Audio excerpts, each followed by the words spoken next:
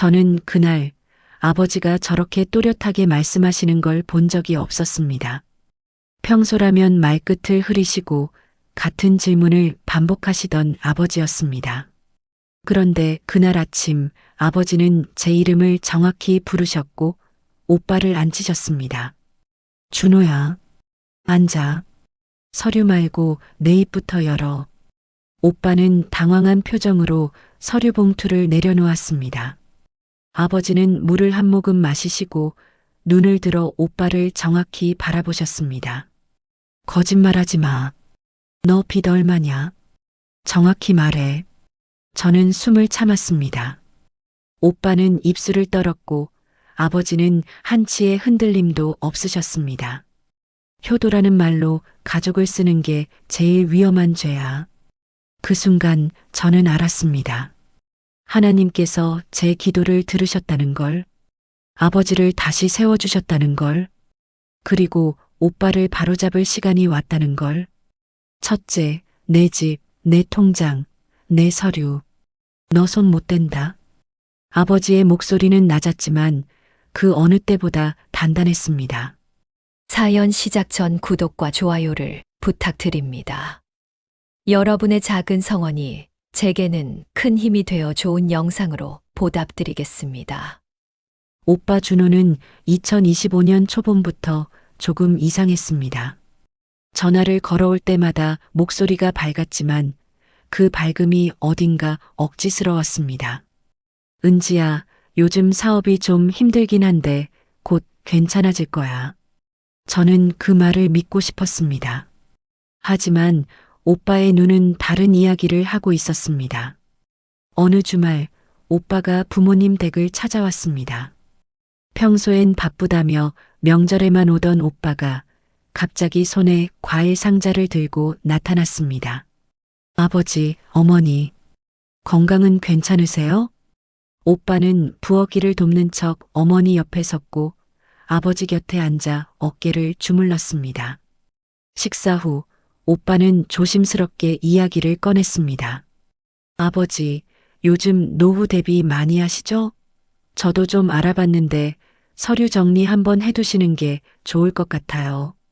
아버지는 고개를 끄덕이셨지만 표정이 흐려지셨습니다. 서류? 무슨 서류 말이냐? 아버지는 말끝을 흐리셨고 같은 질문을 다시 하셨습니다. 그게 무슨 서류? 저는 그 순간 아버지의 눈빛이 조금 헤매는 걸 느꼈습니다. 오빠는 답답하다는 표정으로 아버지를 바라봤습니다. 아버지, 집이랑 통장 정리요. 나중에 복잡해지기 전에 미리 해두시라고요. 저는 불편했습니다. 오빠의 말투가 아버지를 위해서가 아니라 오빠 자신을 위해서처럼 들렸기 때문입니다. 오빠, 그런 건 천천히 생각해도 되지 않아? 오빠는 저를 힐끗 보더니 웃으며 말했습니다. 은지야, 너는 이런 거 몰라. 미리미리 준비해야 나중에 안 힘들어. 그날 저녁 오빠가 돌아간 뒤 아버지는 식탁에 가만히 앉아 계셨습니다. 은지야, 내가 요즘 머리가 자꾸 하얘진다. 저는 아버지 손을 잡았습니다. 그 손이 차가웠습니다. 오빠의 방문이 효도가 아니라 계산이었다는 걸 저는 그날 알았습니다. 그로부터 2주 뒤 오빠는 다시 왔습니다. 이번엔 손에 서류 봉투를 들고 있었습니다. 아버지, 이거 한 번만 보세요. 간단한 거예요. 오빠는 식탁에 서류를 펼쳤습니다. 위임장이었습니다. 아버지는 안경을 쓰시고 서류를 들여다보셨지만 금방 손을 멈추셨습니다. 이게 뭐라고 쓰여 있냐? 오빠는 웃으며 설명했습니다. 아버지 명의로 된 거 제가 정리해드리는 거예요. 복잡하게 생각 안 하셔도 돼요. 저는 서류를 가로챘습니다. 오빠, 이건 아버지가 직접 이해하고 서명하셔야 하는 거잖아.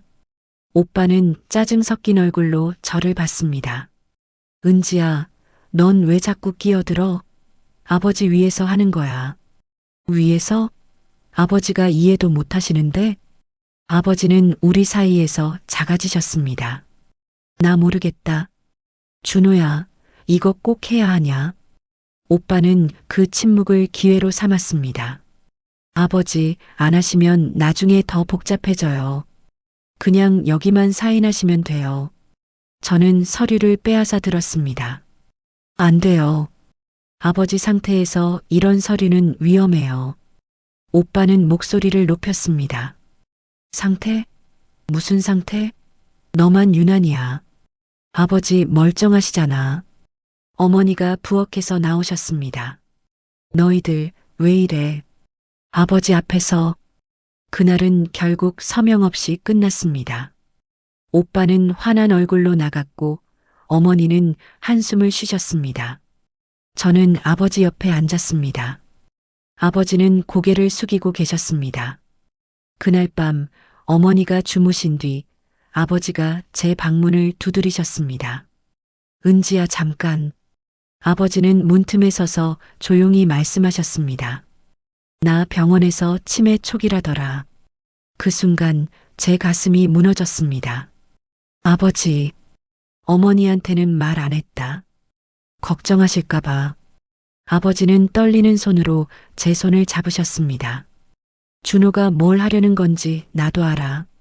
그런데 내가 막을 힘이 없구나. 저는 그날 밤 잠들지 못했습니다. 오빠는 아버지의 약함을 이용하려 하고 아버지는 스스로를 지킬 수 없다고 느끼고 계셨습니다. 저는 무릎을 꿇고 기도했습니다. 주님, 이 집이 무너지기 전에 제발 도와주세요. 저는 그날 이후 새벽마다 무릎을 꿇었습니다. 5시 30분, 아직 어둠이 남아있는 시간에 일어나 방문을 닫고 기도했습니다.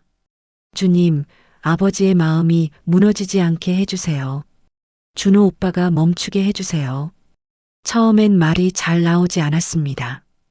울음이 먼저 나왔습니다.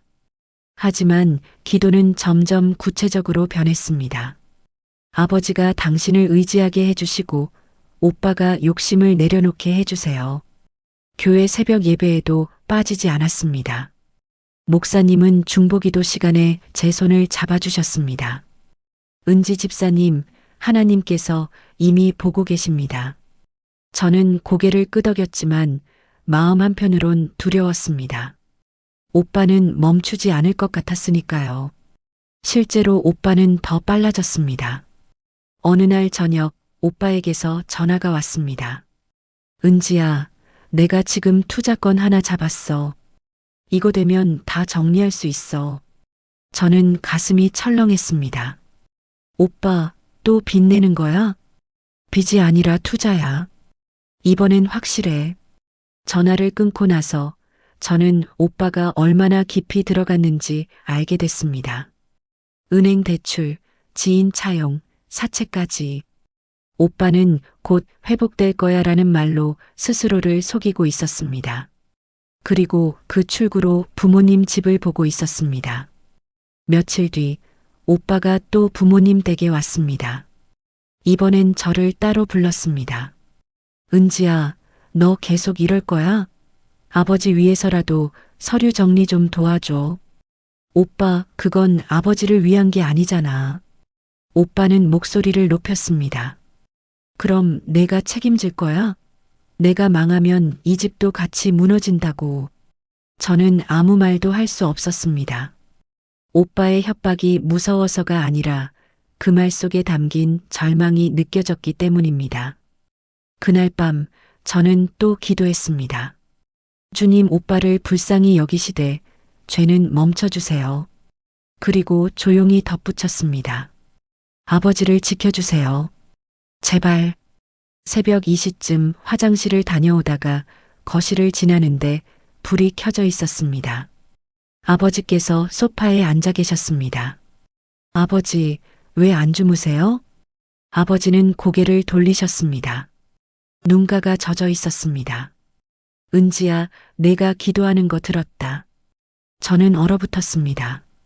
너 나 때문에 새벽마다 우는구나. 아버지는 떨리는 목소리로 말씀하셨습니다. 저는 아버지 앞에 무릎을 꿇고 손을 잡았습니다. 아버지, 괜찮아요. 하나님께서 도와주실 거예요. 아버지는 고개를 저으셨습니다. 내가 너무 약해져서 미안하다. 그날 밤 아버지와 저는 함께 울었습니다. 하지만 저는 기도를 멈추지 않았습니다. 여름이 왔습니다. 아버지의 상태는 조금씩 하지만 확실하게 나빠지고 있었습니다. 병원 재진 날 의사 선생님은 조심스럽게 말씀하셨습니다. 증상이 조금 진행되고 있네요. 약을 조정해 보겠습니다. 아버지는 진료실에서 나오시며 고개를 숙이셨습니다. 집으로 돌아오는 차 안에서 아버지는 같은 질문을 3번 하셨습니다. 은지야, 우리 어디 가는 거냐? 집에 가요, 아버지. 아, 그래. 집에 가는구나. 5분 뒤 또 물으셨습니다. 은지야, 지금 어디 가냐? 저는 눈물을 참으며 대답했습니다. 집이에요, 아버지. 곧 도착해요. 식탁에서도 아버지는 말끝을 자주 잃으셨습니다. 이게 뭐였더라? 그거. 어머니가 젓가락을 건네시면 아버지는 멈칫하셨습니다. 아, 그래. 고맙다. 그러다 갑자기 화를 내실 때도 있었습니다.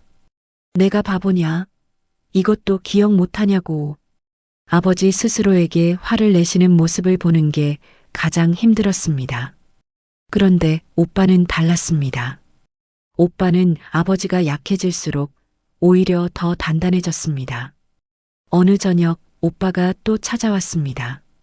이번엔 노트북을 들고 왔습니다. 아버지, 제가 좋은 상품 하나 찾았어요. 집 담보로 해서 노후 자금 만드는 건데요. 저는 식탁을 치며 일어났습니다. 오빠, 지금 정신이 있어? 아버지 상태 보이지도 않아? 오빠는 차갑게 웃었습니다. 그러니까 지금 해야지. 나중엔 더 복잡해진다고. 아버지는 우리 사이에서 손을 떨고 계셨습니다. 준호야, 그게 나는. 오빠는 아버지의 말을 기다리지 않았습니다. 아버지, 괜찮아요. 제가 다 알아서 할게요. 아버지는 편하게 계세요. 저는 노트북을 닫아버렸습니다. 오빠 나가. 지금 당장. 오빠는 웃지 않았습니다. 은지야, 내가 이 집 책임질 거야? 내가 안 하면 우리 다 망한다. 어머니가 울음을 터뜨리셨습니다. 너희들 제발 그만해라. 그날 밤 저는 방에서 무릎을 꿇었습니다. 이번엔 기도가 달랐습니다. 울음이 아니라 간절한 요청이었습니다. 주님, 아버지가 한 번만 또렷해지게 해주세요. 준호를 바로잡을 수 있게 딱 한 번만 아버지께 힘을 주세요. 저는 그날 밤 금식을 시작했습니다. 물만 마시며 하루 종일 기도했습니다. 이 집이 무너지기 전에 제발 주님. 며칠이 지났습니다. 저는 새벽마다, 점심마다, 저녁마다 같은 기도를 반복했습니다. 그리고 어느 날 아침, 아버지께서 제 이름을 정확히 부르셨습니다. 은지야. 목소리가 달랐습니다. 흐리지 않았습니다. 저는 부엌에서 달려 나왔습니다. 아버지는 거실 소파에 앉아 계셨는데 눈빛이 또렷했습니다. 아버지? 아버지는 고개를 끄덕이셨습니다. 오늘은 머리가 맑구나. 저는 믿을 수 없었습니다. 아버지는 날짜를 정확히 맞히셨습니다. 오늘이 8월 14일이지? 맞아요, 아버지. 아버지는 신문을 펼치시고 기사를 읽으셨습니다. 중간에 멈추지 않으셨습니다. 이 사람들 참 답답하네. 어머니가 부엌에서 놀란 얼굴로 나오셨습니다. 여보, 오늘 괜찮으세요? 아버지는 고개를 끄덕이셨습니다. 응. 오늘은 머리가 맑아. 저는 조심스럽게 물었습니다. 아버지, 제 이름 아세요? 아버지는 저를 보시며 웃으셨습니다. 은지지. 내 딸. 요즘 나 때문에 고생 많지? 눈물이 났습니다. 기쁨의 눈물이었습니다. 아버지 정말 괜찮으신 거예요? 아버지는 제 손을 잡으셨습니다. 그 손에 힘이 있었습니다. 은지야, 내가 기도하는 거 다 알아. 하나님이 들어주신 것 같구나. 저는 그 자리에서 무릎을 꿇고 감사 기도를 드렸습니다. 주님 감사합니다. 정말 감사합니다. 그날 오후 저는 아버지를 모시고 병원에 갔습니다. 의사 선생님은 아버지를 진찰하시고 고개를 갸우뚱하셨습니다. 신기하네요. 인지 검사 점수가 지난번보다 좋아졌어요. 그럼 좋아지신 건가요? 의사 선생님은 조심스럽게 말씀하셨습니다. 치매 환자분들 중에 간혹 이런 경우가 있습니다. 일시적으로 명료한 구간이 나타나는 거죠. 얼마나 지속될 수 있나요? 예측하기 어렵습니다. 며칠일 수도 몇 주일 수도 있고요. 하지만 이 시간을 잘 활용하시면 좋겠습니다. 저는 고개를 끄덕였습니다. 집으로 돌아오는 길 아버지께서 말씀하셨습니다. 은지야, 준호 불러라. 오빠요? 아버지는 창밖을 보시며 말씀하셨습니다. 오늘은 내가 말해야겠다. 아버지로서 저는 가슴이 두근거렸습니다. 아버지, 괜찮으실까요? 아버지는 고개를 끄덕이셨습니다. 하나님이 이 시간을 주신 이유가 있을 거야. 준호를 바로 잡아야겠다. 그날 저녁 저는 오빠에게 전화를 걸었습니다. 오빠, 내일 집에 와. 아버지가 부르셔. 오빠는 의아해했습니다. 갑자기 왜? 그냥 와. 꼭 와야 해. 전화를 끊고 저는 또 기도했습니다. 주님, 내일 아버지께 힘을 주세요. 오빠가 듣게 해주세요. 다음 날 아침 아버지는 여전히 또렷하셨습니다. 면도를 하시고 깨끗한 옷을 입으셨습니다. 은지야, 준호 몇 시에 온다고 했냐? 이시오, 아버지. 아버지는 시계를 보시며 고개를 끄덕이셨습니다. 그래, 준비해야겠다. 오후 2시 오빠가 도착했습니다. 오빠는 평소처럼 가벼운 표정이었습니다. 아버지, 부르셨어요? 아버지는 거실 소파에 앉아 계셨습니다. 그런데 평소와 달랐습니다. 아버지는 약한 환자가 아니라 가장의 자리에 앉아 계셨습니다. 준호야, 앉아라. 오빠는 멈칫했습니다. 아버지 목소리가 달랐기 때문입니다. 아버지, 오늘 괜찮으세요? 아버지는 대답 대신 말씀하셨습니다. 앉아라. 서류 말고 내 입부터 열어. 오빠는 천천히 소파에 앉았습니다. 저는 부엌 쪽에 서서 숨을 죽였습니다. 아버지는 물을 한 모금 마시시고 눈을 들어 오빠를 바라보셨습니다. 그 눈빛이 달랐습니다. 흐리지 않았습니다. 흔들리지 않았습니다. 준호야. 아버지 목소리는 낮았지만 단단했습니다. 너 빚 얼마냐? 정확히 말해라. 오빠는 당황한 얼굴로 웃으려 했습니다. 아버지, 갑자기 무슨... 아버지는 손을 들어 오빠의 말을 끊으셨습니다. 거짓말하지 마. 지금 제일 중요한 건 진실이다. 오빠는 입술을 깨물었습니다. 아버지가 갑자기 왜 이러세요? 제가 뭘 잘못했다고. 아버지는 고개를 천천히 저으셨습니다. 잘못? 내가 뭘 했는지 모른다고 생각하냐? 아버지, 너는 효도라는 이름으로 이 집을 팔려고 했다. 내 병을 이용해서. 오빠의 얼굴이 하얗게 변했습니다. 아버지는 계속 말씀하셨습니다. 아버지 위해서라고 말했지. 하지만 진짜는 내 빚 때문이었어. 오빠는 변명하려 했습니다. 나도 살려고 한 거예요. 나만 나쁜 사람 만들지 마세요.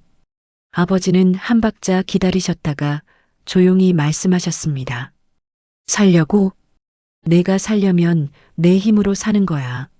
내 삶을 팔아서 사는 게 아니야. 오빠는 말문이 막혔습니다. 저는 눈물을 참으며 그 광경을 지켜봤습니다. 아버지는 숨을 고르시고 한 문장씩 또박또박 말씀하셨습니다. 첫째, 내 집, 내 통장, 내 서류. 너 손 못 댄다. 오빠가 뭔가 말하려 했지만 아버지는 계속하셨습니다. 둘째, 내가 만든 빚은 내가 갚아라. 내가 대신 죄를 지어주진 않는다. 아버지. 셋째. 아버지는 눈을 감으셨다가 다시 뜨셨습니다. 내가 너를 돕는 건 내가 회개할 때뿐이다. 아버지, 조작하면 그땐 아들이어도 내가 먼저 끊는다. 오빠는 그 자리에서 무너졌습니다. 아버지, 나 진짜 끝났어요. 어떻게 해야 할지 모르겠어요. 아버지는 잠시 침묵하셨습니다. 그리고 조용히 말씀하셨습니다. 끝난 건 내 인생이 아니다. 내 거짓말이 끝나야 한다는 거야.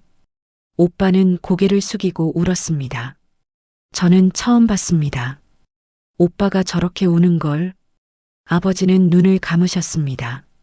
감정이 올라오는 게 보였지만 폭발하지 않으셨습니다. 준호야. 아버지 목소리가 떨렸습니다. 나는 너를 용서할 마음이 있다. 오빠가 고개를 들었습니다. 하지만 용서는 면죄부가 아니다. 책임 없는 용서는 또 다른 죄를 만들 뿐이야. 아버지는 한 박자 쉬셨다가 말씀하셨습니다. 오늘부터 내가 할 일은 이거다. 빚을 정리해라. 거짓말을 끊어라. 그리고 사람답게 살아라. 오빠는 울면서 고개를 끄덕였습니다. 죄송해요, 아버지. 나 진짜 잘못했어요. 아버지는 잠시 오빠를 바라보시다가 짧게 말씀하셨습니다. 그래. 이제부터가 시작이다. 저는 그날 하나님께서 아버지를 통해 일하시는 걸 봤습니다. 약한 줄 알았던 아버지가 다시 서셨습니다. 아들을 사랑하되 죄는 용납하지 않으시는 아버지로 그날 밤 오빠는 저를 불렀습니다. 은지야, 나 어떻게 해야 돼? 저는 오빠 손을 잡았습니다. 오빠, 아버지 말씀대로 해. 하나님 앞에서 다시 시작해. 다음 날 저는 오빠를 교회 상담실로 데려갔습니다. 목사님은 조용히 오빠의 이야기를 들으셨습니다. 오빠는 처음으로 모든 걸 털어놨습니다. 은행 대출이 5천만 원 있고요. 친구한테 빌린 게 2천만 원, 사채가 3천만 원입니다. 저는 숨이 막혔습니다. 총 1억 원이었습니다. 투자한다고 거짓말했어요. 곧 회복된다고 그렇게 말하면서 계속 빌렸어요. 오빠는 고개를 숙이고 울었습니다. 아버지 집을 팔면 한 번에 정리할 수 있을 줄 알았어요. 그런데 그게 죄인 줄도 몰랐어요. 목사님은 잠시 침묵하시다가 말씀하셨습니다. 준호 집사님, 회개는 눈물로 끝나는 게 아닙니다. 책임으로 시작되는 겁니다. 그날 저녁 저희는 다시 부모님 댁에 모였습니다. 오빠는 아버지와 어머니 앞에서 똑같이 고백했습니다. 아버지, 어머니, 제가 1억 원을 빌렸습니다. 투자한다고 거짓말하고 집을 팔려고 했습니다. 어머니는 눈물을 흘리셨고 아버지는 조용히 듣고 계셨습니다. 오빠는 떨리는 목소리로 말했습니다. 용서해 주세요. 정말 죄송합니다. 아버지는 한참을 침묵하셨습니다. 그리고 천천히 입을 여셨습니다. 준호야, 나는 너를 용서한다. 오빠가 고개를 들었습니다. 하지만 아버지는 오빠를 똑바로 보셨습니다. 용서와 책임은 다르다. 너는 내가 빌린 돈을 내 힘으로 갚아야 한다. 알겠습니다, 아버지. 아버지는 눈을 감으시고 기도하셨습니다. 하나님, 이 아이를 불쌍히 여겨주시고 다시 일어설 힘을 주소서. 그리고 오빠를 보셨습니다. 준호야, 너도 기도해라. 오빠는 당황했습니다. 저는 기도를 어떻게 해? 서툴러도 된다. 하나님 앞에 내 입으로 말해라. 오빠는 떨리는 목소리로 기도했습니다. 하나님, 저 준호입니다. 저 정말 잘못했습니다. 도와주세요. 그날 밤 저는 오빠와 함께 앉아 계획을 짰습니다. 오빠, 먼저 채권자 목록을 정리해야 돼. 누구한테 얼마씩 빌렸는지 전부 써. 오빠는 노트를 꺼내 하나하나 적었습니다. 저는 계속 말했습니다. 두 번째, 지금 일자리는 절대 그만두면 안 돼. 월급으로라도 조금씩 갚아야 해. 알았어. 세 번째, 부모님 통장이나 집 서류는 다시는 건드리지 마. 약속해. 오빠는 고개를 끄덕였습니다.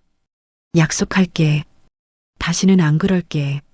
저는 오빠 손을 잡았습니다. 오빠, 이건 벌이 아니야. 회복이야. 하나님이 오빠를 다시 세우시는 거야. 오빠는 울먹이며 대답했습니다. 고마워, 은지야. 며칠 뒤 오빠는 채권자들에게 연락을 돌렸습니다. 죄송합니다. 제가 거짓말했습니다. 하지만 도망가지 않겠습니다. 조금씩이라도 꼭 갚겠습니다. 어떤 사람은 화를 냈고 어떤 사람은 실망했습니다. 하지만 오빠는 도망가지 않았습니다. 저는 그 모습을 보며 기도했습니다. 주님, 오빠가 끝까지 포기하지 않게 해주세요. 아버지의 명료함이 계속 유지될지 저희는 알 수 없었습니다. 하지만 저희는 이 시간을 낭비하지 않기로 했습니다. 아버지는 매일 아침 오빠에게 전화하셨습니다. 준호야, 오늘 일 잘하고 있냐? 네, 아버지. 열심히 하고 있어요. 그래. 도망가지 마라. 하나님이 보고 계신다. 겨울이 왔습니다. 아버지의 명료한 시간은 계속되었습니다. 완치는 아니었습니다. 가끔 말끝이 흐려지는 날도 있었고 같은 질문을 반복하실 때도 있었습니다. 하지만 예전과는 달랐습니다. 병원에서도 놀라워했습니다. 인지 기능이 안정적으로 유지되고 있네요. 감정 기복도 많이 줄었고요. 의사 선생님은 고개를 가웃하시며 말씀하셨습니다. 보통 이 시기엔 악화되는 경우가 많은데 참 신기합니다. 저는 조용히 미소 지었습니다. 신기한 게 아니라 기도의 응답이었습니다. 오빠는 변했습니다. 매일 아침 6시에 일어나 출근했고 주말에도 아르바이트를 했습니다. 빚은 아직 많이 남아 있었지만 오빠는 도망가지 않았습니다. 매달 조금씩 채권자들에게 연락하며 갚아 나갔습니다. 죄송합니다.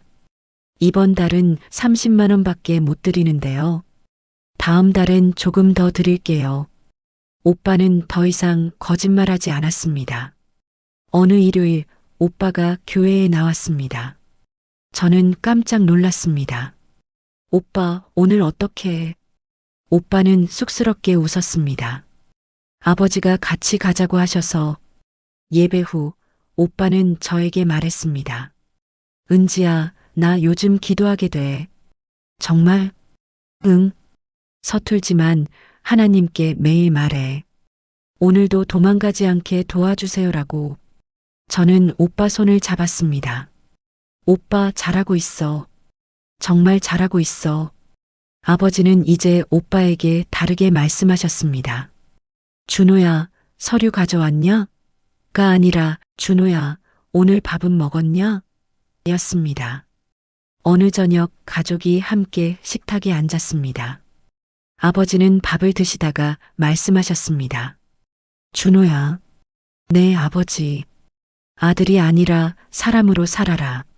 하나님 앞에서. 오빠는 고개를 숙이고 대답했습니다. 알겠습니다, 아버지. 아버지는 잠시 멈추셨다가 조용히 말씀하셨습니다. 너를 용서한 건 너를 포기한 게 아니다. 다시 세우려는 거야. 저는 그날 밤 방에서 기도했습니다. 주님, 제가 원한 건 아버지의 완치가 아니었어요. 눈물이 났습니다. 제가 원한 건 우리 가족이 다시 사람답게 서는 거였어요. 하나님은 그것을 들어주셨습니다. 아버지는 치매를 안고 계셨지만 가장으로 다시 서셨습니다. 오빠는 빚을 안고 있었지만 도망가지 않고 책임지는 사람이 되었습니다. 그리고 저희 집엔 다시 질서가 생겼습니다. 거짓말이 아니라 진실로, 욕심이 아니라 책임으로 살아가는 질서였습니다. 크리스마스 이브, 저희는 작은 가족 예배를 드렸습니다. 아버지가 성경을 펼치셨습니다. 시편 127편 1절. 아버지는 천천히 읽으셨습니다.